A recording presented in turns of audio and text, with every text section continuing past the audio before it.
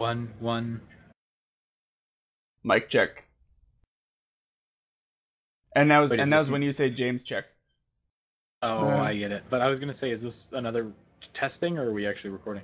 No, okay. No, this is the actual recording. Oh, well, way to start that off. Beautiful. Glorious. Yeah, I know, right? Okay. We are now privileged to be witness to the grand reading. That's really fucking boastful. No, we are reading one of the Teamspeak group's favorite fics, or at least the first chapter of it, and seeing how well this starts off. Ultra... Hang on, what the fuck? Okay. Ultra Eternal Prodigal. Furious, very big. Sonic, fearless. Epic, heroic, legendary. Nope. Missed Perpetual, and he got epic and heroic. We are reading Ultra Eternal Prodigal, Furious, Very Big, Sonic, Fearless, Perpetual, Heroic, Epic, Legendary. Book 1, Part 1, Chapter 1, Episode 1, Prologue. To fight for valor, or to fight for glory, or to fight for valorous glory, or to fight for glorious valor. Let us begin. Actually, I think we need a warning before you start, because some people probably aren't prepared for the level of epics that you're about to unleash. Yeah, okay, this fic is... Okay, it is insane... Okay, it's a common issue with bad fanfics that we've noticed, that some of them are horribly overwritten to try to make themselves sound way smarter. To be fair, there are good fics that are overwritten too, and I really like that. There are good fics that are overwritten too. However, this one takes it intentionally to just the next level and does a fantastic job with the wordplay and some of the stuff. We started off expecting, okay, this thing is crazy overwritten, what the hell is this?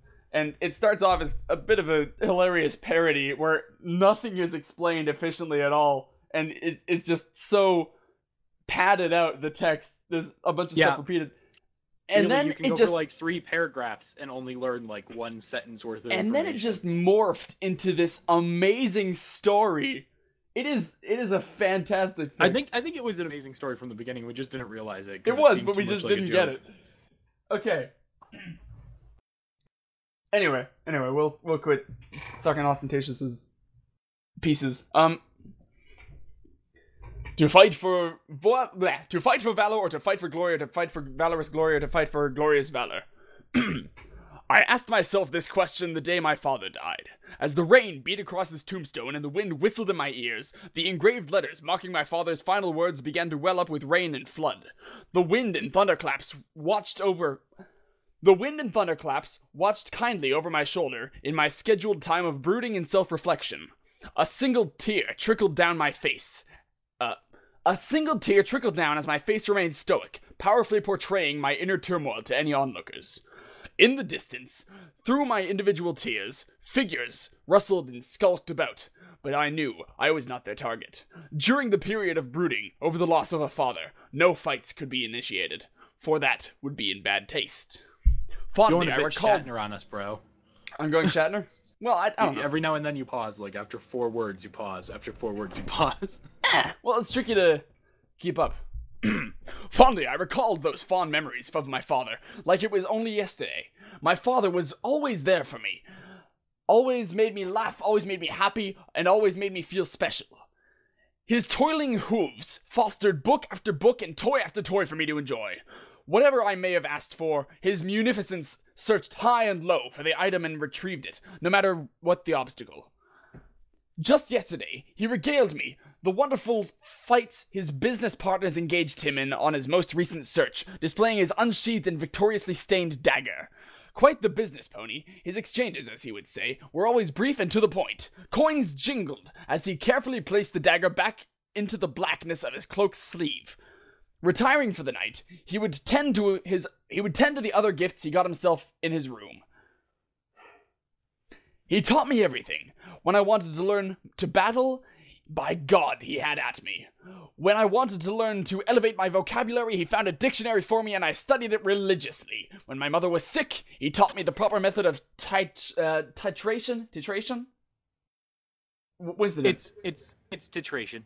Titration, and the correct amount of time coupled with the appropriate temperature in which, there we go, in order to brew up a remedy. Of course, all these skills came naturally to me with no practice at all. As the rain pulled at my hooves, I could see my chiseled appearance, but had to look away, for the combination of my immaculate chestnut mane, shimmering horn, and flawless teeth fostered a healthy reflection that nearly blinded me. Oh my god. Right, yeah, Oh, it starts off God. sounding like a Mary Sue. Which... Anyway, He's like the ultimate Gary Stu. You just the don't ultimate. know how It's great he is. fantastic. Another tear slipped away as I looked longingly toward the clouds. Mane flowing valiantly in the wind, I saw myself, avenging my father's beautiful legacy, seeing his name remembered through me and in the annals of time. Others would know my name and know my mission. My mission was beautiful and served the purpose of raising to a higher plane my father and the good he brought about in relation to his fellow pony. There was a weird pause before about there. Sorry, that's my doing. Such was my mission, one that would soon obtain a status of ubiquity around the world. I knew it to be true, for I had thought this over countless times, and the current state of my mission was undeniable in its beauty. Thus, it was to be embarked on, this cohesive and beautiful mission to do the actions necessary to succeed. Before I would sleep, my father would speak fondly of a gallant quest, one surely, as he so excitedly told of, to make the adventurer who conquers it famous across Equestria. Famous across Equestria. Enamored and mystified, I gazed wild-eyed into the storyteller for more. 7 beasts of hell, he went explained, bared their fangs only to the most noble and purest of heart and vocabulary, on rampages, wasting all ponies in their way. With no regard for decency or property damage, these dark dogs of the hunt did scour the world for their next meal, and they had a penchant for horse. Is that Despite is my that your lack- new? Is that your new voice for Ostensible? Yeah, I'm gonna go for that, Yeah. I think. That's just kind of how it came out, It's kind so of I like figured. a gruff. It's kind of like a gruff. It's a gruff ostentatious. version of the main narration voice. And like Sean Not to Connery be confused ostentatious. with Yeah, just like a Sean Connery. Sean Connery ostentatious. It's kind of a Sean Connery meets Nixon. What have I wrought? I am not a crook. I am not a crook. I'm not a crook. The Wassergate. There can be only one. What? Anyway. Despite my lack of any knowledge on the creatures, I planned to surprise him one day with the heads of all 7. But such surprises were now severed. Also, I just spat on my screen, so that's why there's a pause here. I felt the familiar grip of my father's band around the base of my horn and shivered slightly. Nostalgia brushed over me like rain, dampened my mind, and a new tear fell. Dampness pervaded as I felt the weight of the nostalgia push me closer and closer to my father's grave until I was almost kneeling at its end. Tears hugged and kissed the dirt as lightning crashed nearby. A flash illuminated the sky and called my name. The divided clouds beckoned my attention, though the beacon of such a transcendent message bore the shadowed face of my father. I raised my head to the heavens, eager and ready to embrace the undead love. Heed this, foal of mine! The voice boomed, rocking the earth and collapsing the trees. Indeed, my ears were open and my mind and body stood ready. Stay home. Do not desert thy mother, nor abandon your town for foolish delusions of fame. The world is unrepentant and wanton in its deeds. It transforms rags to riches while hunger becomes drought.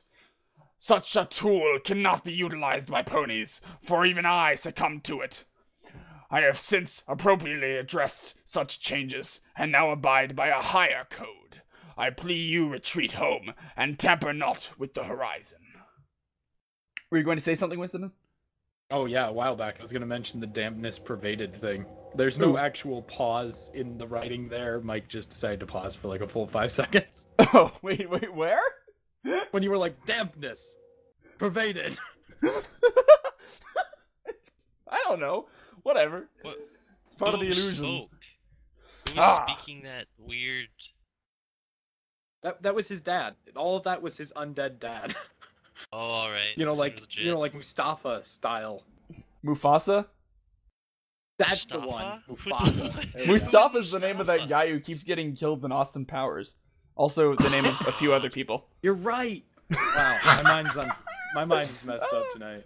And dude, there was a review and some guy kept calling in Mufasa. Anyway, just as long as he's not Musaka.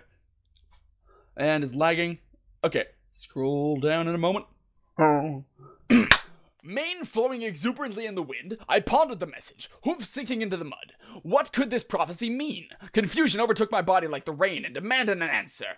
I looked back to the grave as a new flash appeared and took my father's appearance away from the canvas of clouds. Nimbus mountains rolled fast and began to clamor, though my eyes widened as I recalled my father's guidance, allowing me to deduce an answer to this message.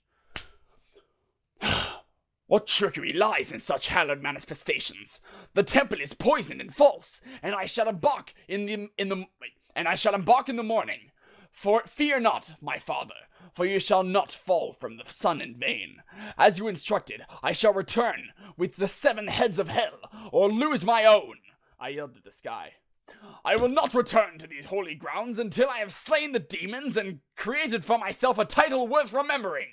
Thunderclaps cheered my resolve as I rose from the mud. Now for the audience, in case that all didn't trickle through for you there, the main character of his just dad completely went exactly against what his father just told him. The apparition of his dad literally just said, "Don't desert your home. Don't desert your mom for fame for and a stuff foolish like that. quest." Yeah, just stay home." And then he was like, "This is obviously a lie by demons. I'm gonna go do it anyway." Wow. Sounds like a fucked up version of the Lion King. Yep. Kimba the White Lion. No. That white. Right. Okay, we're almost at the first scene break. Around me, lightning flashed, vigorously approving of my deductions and praising my abilities. A stray bolt attacked a tree, fire exploding in all directions and licking at the grass. The heat ate and ate, and soon began to voraciously graze at the graveyard.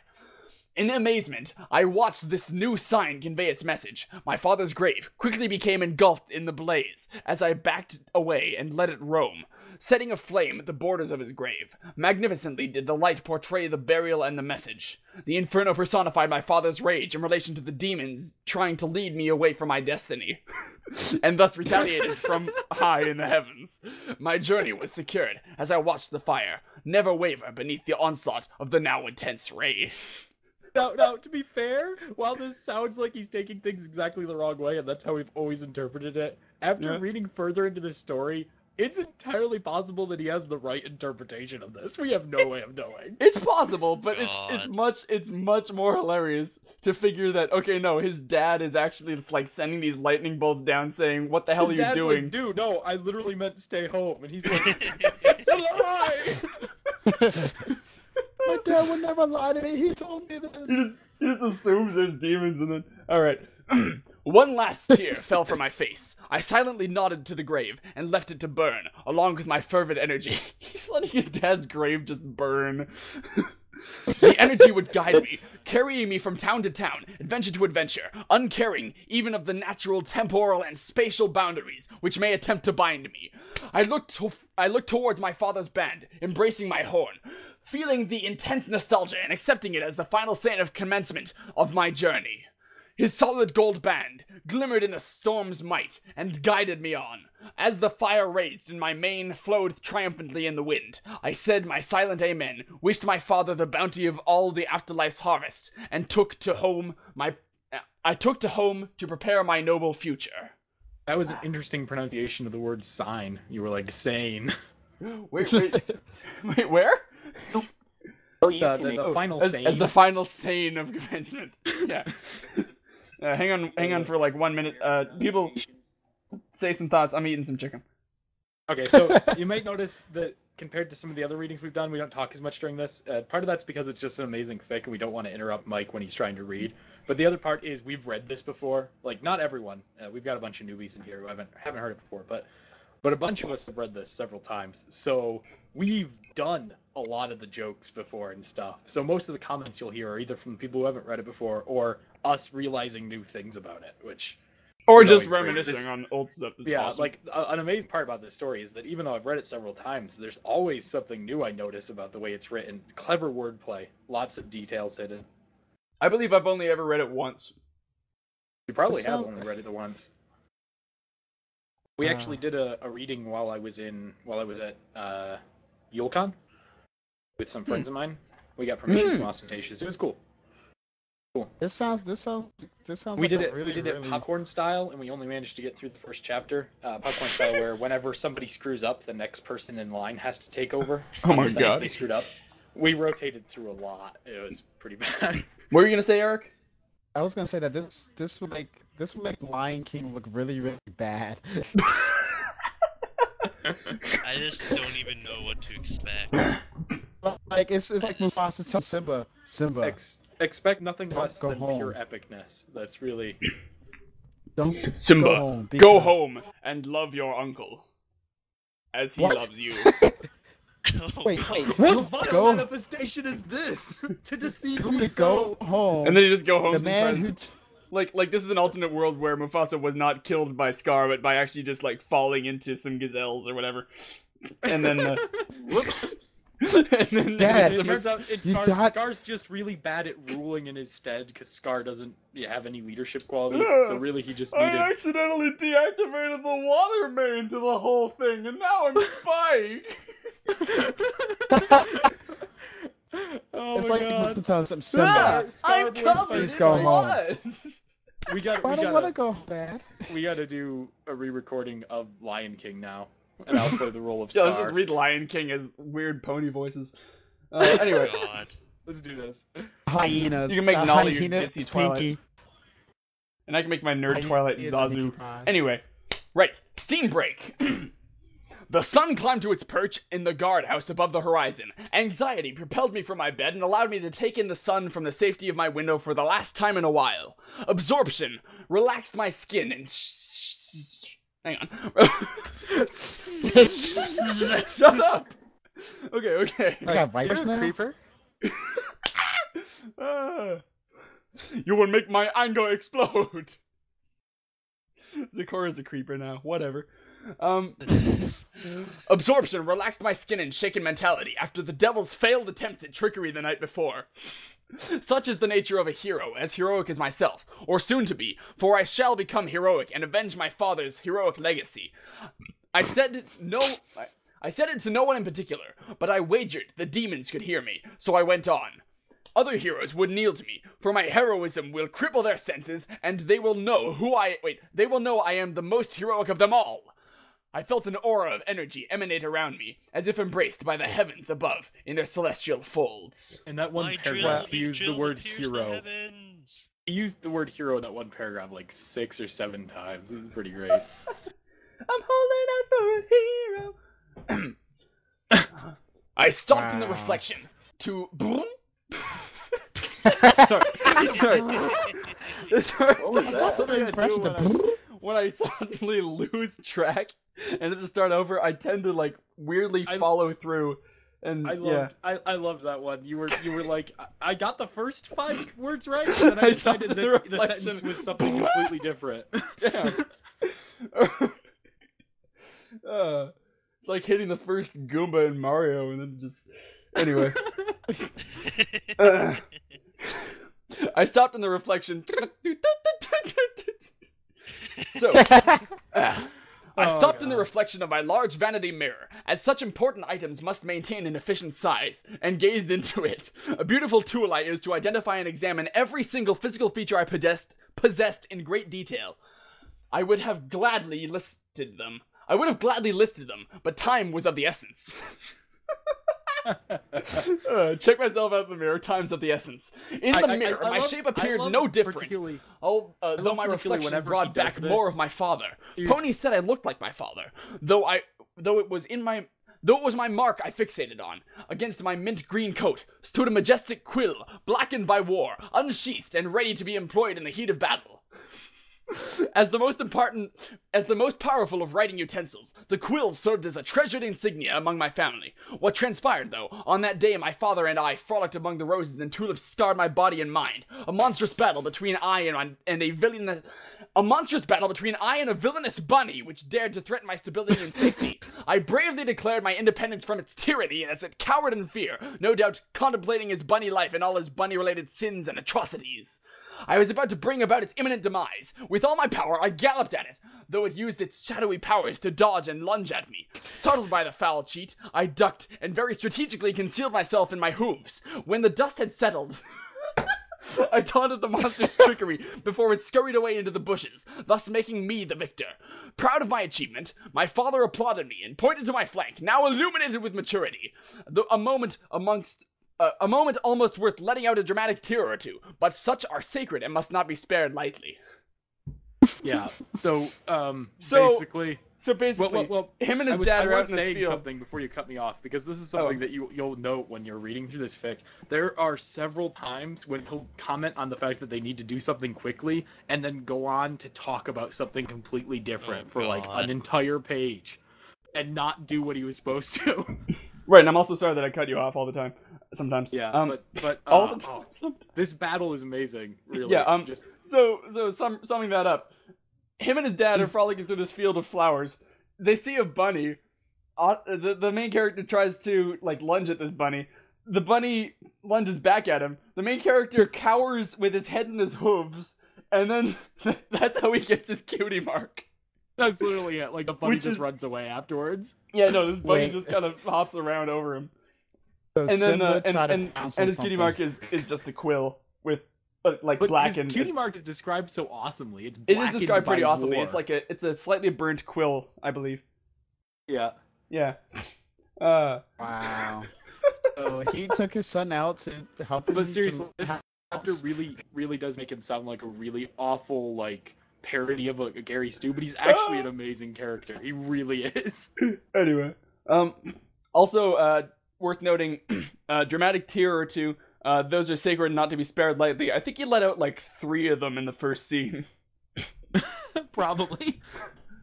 All right. God help us all. We continue? Yep. I don't see.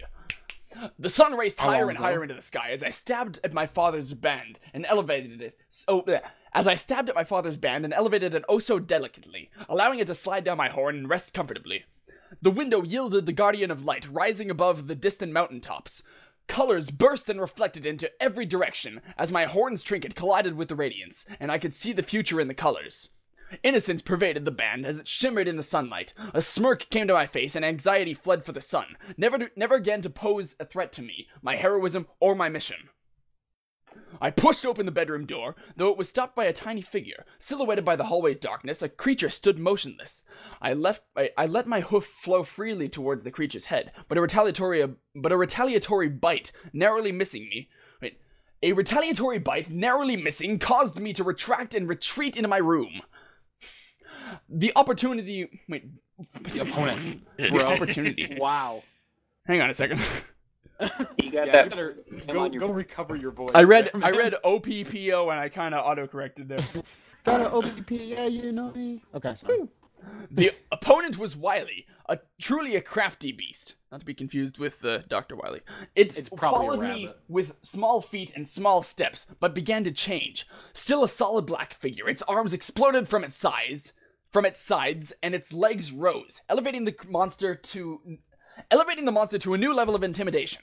The roar, which escaped from its prison of daggers, shattered the glass of my bedroom window into a flurry of arrows. From the impact, the sun fell from its roost and died behind the mountains, leaving the sky crimson over my roof. Fire flew from the jowls of the beast and scorched my bed. My floor and desk followed suit, leaving me not helpless, but startled by the ethical paucity of the creature in terms of the manner in which it chose to pursue my death.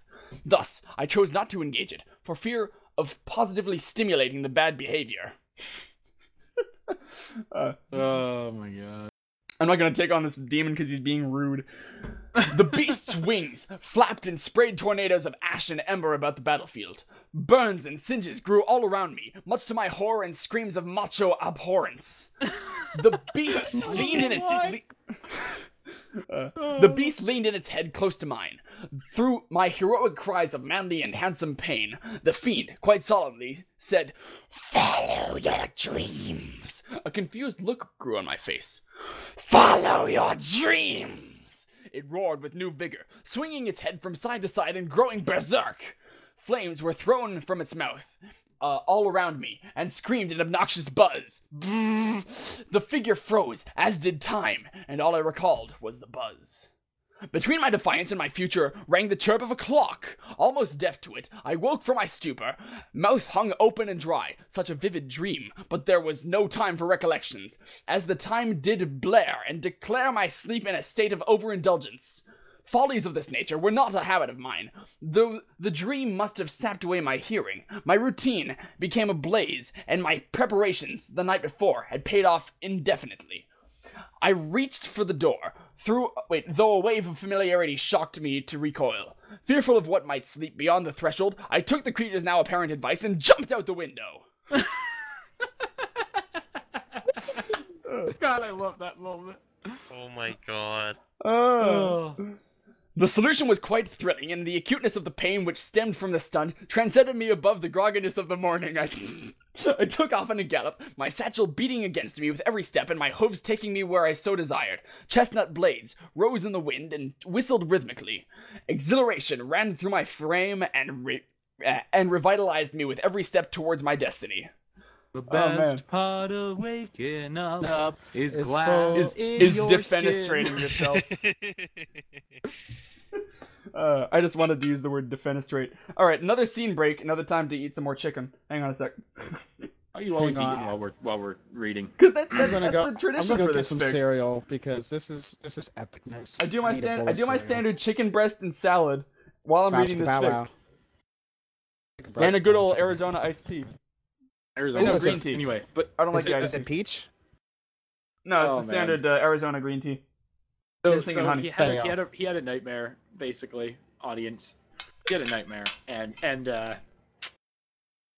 because in nightmare there was something on the other side of the door, which, based on the fact that it was a small frame and tried to bite him and was a fierce opponent, I think might have actually been a shadowed out bunny.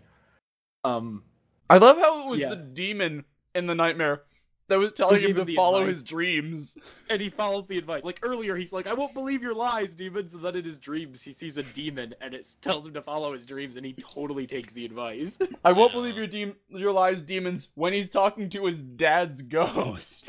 I know. he trusts his dad less than he does a strange apparition that attacks him in his dreams. But I love that following his dreams means jumping out the window to avoid the door. That's just beautiful. Wow. You never know. That door could attack at any moment. Seriously, who knows what was on the other side of the door? And that's why I'm saying right now that next time you go to leave your house, like, just consider jumping out the window instead. There might be something on the other side of the door that's just not good. I could do that. I'd have to walk like 90% circle around my house because there's a fence right next to my window. And also Well, it's just like a jump the 6-foot fence. drop, but that's decent. Just Anyway. jump the fence. It's a pretty high Before he fence. has to fight a giant bunny in his In adventures. before next week, Mike has a broken leg. Sorry guys, I can't read. I've got a broken leg.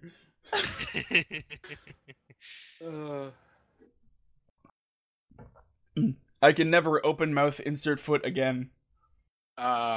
Which would actually mean that I that's could a read vital better, part of but your whatever. reading. That's very important to your reading ability. Anyway, scene break. Boogers. Under the glare of the sun stood the door I burst through. A magnificent oak, hardened by time, yielded the first stop on my victorious road. The room was vacant, so I advanced. Machinery guarded each wall with solid determination, and shined their steel blue and gray hues. Bookshelves, overloaded with knowledge, shared their space and were tucked snugly beside science. A long desk had been cleared of any signs of life, as did the room, and I called out for any pony. The worst of situations seemed to rush my senses and assault me all at once as I stood beside the desk. I cursed that dream, for it must have been the denizens of hell, rearing their ugly heads in order to spread earthquakes in hopes that I may fall through the cracks. My spirit rekindled, though, as I turned my neck sharply to see a figure open a door across the room. "Hello? May I help you?"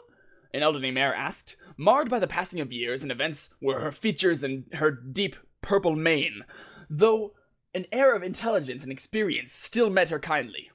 "Humble librarian, please allow my burgeoning mind to be quelled by the gift of a book of shadows and secrets. My father demands it, nay, beseeches it of me that I fulfill his dream in a timely manner," I cried, gracefully kneeling before her.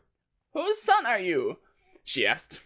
"I am of the mare and late colt to bear the name Stew, for I raise high on my banner the name Sir Stew Saint Ostentatious, though you, fair lady and elderly librarian, may simply call me Ostentatious." Oh, another clue towards his Gary Stewness there. I mean, his first name's Stu. I was gonna say that. Right. I think that was planned. I forgot about that. We've been calling him just Ostentatious for so long. I remember that his name was Sir Stu St. Ostentatious, because those first three are just amazing. All right, I forgot about that. I Anyway. wonder if, since he said the mare and late colt who bear the name of Stu, does mom and dad also have the name Stu? So is it Stu Ostensible? Maybe. Which seems weird for a lot. But actually, I guess ponies don't really necessarily have to have, like, a family name. Anyway. Ostentatious? Yes, that name does ring a bell. Though you said something about your father, I may have something for you. Feel free to look about my shelves. She seemed to back away in a hurry, but as a librarian, surely she was quite busy with her quiet books. "Any consolation prize is enough medicine for me. Thank you." "Just let me know when you're ready to check it out," she said with an uneasy smile and returned to her room. I could feel the rolling of clouds, in the distance perhaps. Definitely within a 20-mile radius of my own location. In haste, I ran to the shelves and scanned them. I hear clouds outside. They're probably within 20 miles of here. It's like, Shit. that's like, no matter where you are, it's like, yeah, there's probably clouds rolling somewhere within a 20-mile radius of my location. In Vancouver, there's like rarely any sunlight within 20-mile radius of your location. Exactly. So it's All right, more like a wasteland then. Yeah, Pretty well, much. ooh, foreshadowing. Anyway. Right. Ran to the shelves and scanned them. Did I get there? Yes. In haste, I ran to the shelves and scanned them. Of all the books and records in the history of the world, no such encyclopedias of monsters seemed to make itself known. Book and body snatchers all. I could... Wait, what? I love that line. I could see those demons laugh around their fires and laughing at my misfortune. Wait, can you explain book and body snatchers all to me? I'm pretty sure he's saying that they stole the book that was supposed to be there. Okay, because that's what I thought. The demons stole all the books about how to defeat them. Wow. That's like the best. Like, if you were a villain, wouldn't you steal the books that had the knowledge? I guess so. Yeah. Okay, I'm Or, back. more likely is that the town library didn't actually hold any books on how to defeat demons, but that's just silly. Demons stole. Hey, I got this elephant alarm. It keeps elephants away. That's why we never have any here. Makes sense. It's that same kind of thing. Anyway, book and body proceed. snatchers all. I could see those demons laugh around their fires, laughing at my misfortune. Laughed? Why is that? Wait. Then the laughter ceased, though, when a tome enclosed in glass appeared beside a back shelf. Sorry. Ancient in appearance and apparently charred by time. My eyes widened and sparkled with a giddy excitement, though time was of the essence. I could hear them again, dancing. The glass shattered with the force of my hooves, and the book was primed for the borrowing, not taking. Stealing in any such tomfoolery without asking permission before an acquisition is a terrible offense, the likes of which the purest of heart, such as myself, would never have committed. Thus, as my father had always advised me before borrowing something, I left a note. Dearest librarian, the book's location, now under my own satchel, does procure my destiny's trail, and I shall subdue it. Fear thee not, and prithee peace. I shall return unharmed and sing of you, the beautiful mare that did not pursue me after so graciously and generously letting me borrow the big book of bad beasts. Consider this letter an IOU entitling you to a piece of the great mound of treasure I shall accumulate in my travels. Yours platonically, Sir Stew Saint Ostentatious. Now, Is this guy? the best part about this is he sees a book. He doesn't even say that he sees the title, but he says the title in the notes. We'll assume he sees the title, The Big Book of Bad Beasts. And he immediately shatters the glass it's encased in and takes it, borrows it, mind you, and leaves a note because there's not enough time for him to look through the book. But he takes the time to write a note. I kind of forgot about that. After Like- shattering the glass, too. So it's like, what the heck? Is he like friggin' autistic or something? He just Oh, does whatever. he's He awesome sees the autistic. world differently than you and I do. Anyway, over the music of my galloping towards the horizon, I heard the librarian's screams of elation, and I could tell she knew I found the book and would fulfill my destiny.